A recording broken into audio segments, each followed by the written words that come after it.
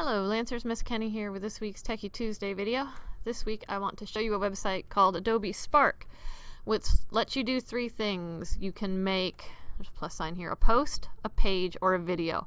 And they're really cool and pretty looking, and it's free. I would show you how to sign up, but I've already signed up and I can't seem to unsign up to show you. But when I did sign up, there was a login or a register sign up in the corner, and I was able to do so with my Bristol K-12 Google account. Like, one of the choices was sign up, and it was like sign up with Facebook, sign up with Twitter, sign up with Google. So I signed up with Google. You should do that too if you're going to use this website. So there are three things I mentioned. You can make posts, pages, or videos. Now posts, these are some examples they have. This would be more, okay, not that you would make a meme about lemon tea, but the idea that these are sort of the square images that you could use to manipulate and do things for Instagram or social media posts. The format works the same in any of the three sort of programs I have, in that it's a very easy program to use. So I'm going to create a page. This is something that scrolls down. I've used it like a newsletter, that you guys could just start with the posts and do cool things for clubs that you have here or social media. Alright, so this is a page. It's something that can be scrolled down on. There are settings, preview, and share at the top. And their themes are over here on the right. So you can pick a theme. I will try whimsy because I'm feeling whimsical. And when you work on a theme, so right here, obviously this is add a title. So your title goes here. And you can add a subtitle, and then you'll notice a plus sign sort of attached to the gray. This means you can add a picture behind your title. And when you add photos here, you can do find photos. They're gonna use Creative Commons photos, which just means these are pictures that it's okay for you to use, that you don't need to worry about copyright. So since this is called whimsy, I'm gonna get a picture of a rainbow or something pretty like that. Wow, that's really close up. I guess those are colored pencils. So as it says, you start scrolling to write your story. So every time you see a plus sign, you can add a photo, which works sort of like what we just did, text, a button, which is a link, a video, a photo grid, which is a series of photos, and or a glide show. That one's kind of fancy, and I don't have time for it in this video, but just give it a shot. There's a tutorial if you try to make one of those built into it.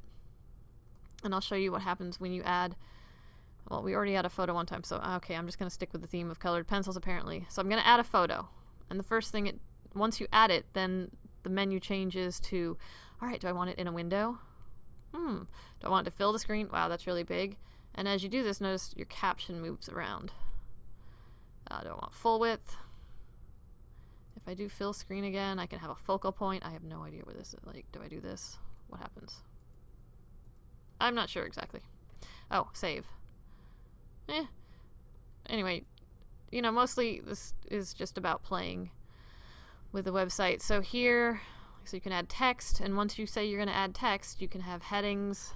So I'm just going to type the word text. And if I click over it, so I can make it part of whimsy, that's a headings and quotes and bullets and numbers and bold and italic and links, and most of these symbols you should recognize from other websites. When you are finished with it, you can preview it, because it's going to look a little different when you would send it out. So see how as I scroll down, it's sort of like, it's kind of a cool effect. You can close the preview here. When you are completely finished with it, you share it. To share it, you need to give it a title, a category. I'm going to say education, your name. You can turn this on or off so that people can search for you. As students, I'm going to tell you, if you do this for schoolwork, I expect you to leave your name off because privacy and all that.